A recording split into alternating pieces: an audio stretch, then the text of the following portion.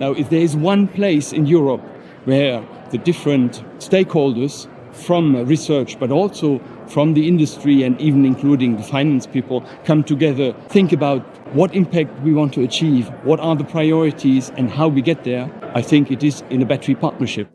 For us, the European Commission, the collaboration with BEPA is a strategic one. It's a collaboration based on sharing objectives of making the battery technologies in Europe advance in innovation and making, let's say, contributing to competitiveness, as well as having a technology leadership in batteries in Europe.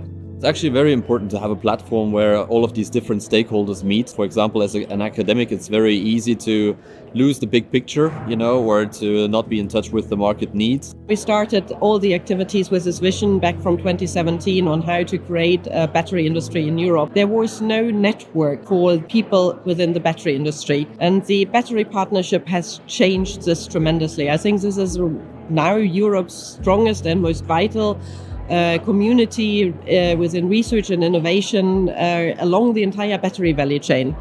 So we need to set a plan in Europe to really skill a lot of people together, and only few per universities or research center. And they can be also good centers for where people are networking, starting working together, because we do not need the Italian, the French, the Spanish cell, but we need the European one. Because if we are not working together and collaborating, this will not be effective.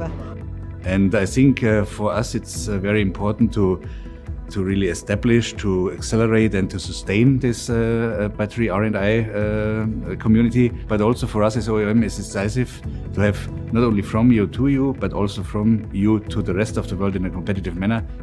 The market outlook in terms of volumes is very promising. What is not so promising is that we have reached a point where the batteries that we today use are not coming from a European supply chain. And of course, this is a threat, but this is also a chance. Yeah? This is a chance to change something in the future and to make us more independent. It's also a chance to use technology, to use innovation, to make ourselves more independent.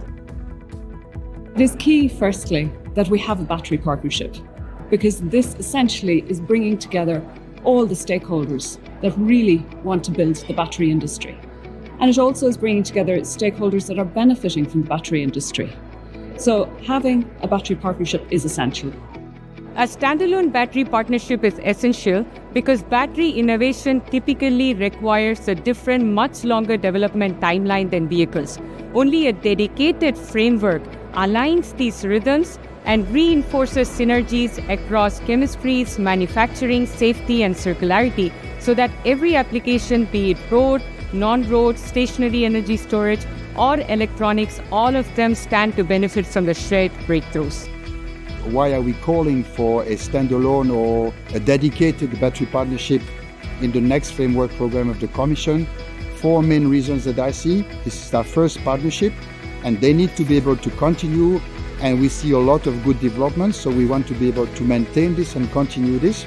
This is what we call a foundation track. We also need to bring some R&D resource to higher technology readiness, so pre-deployment. This is what we call flagships. And we also need to be able at the same time to welcome new ideas that will bring new developments. And this is what we call a sandbox, because they are less mature ideas. And the last reason that we need to have in mind is that we are doing this across the battery value chain.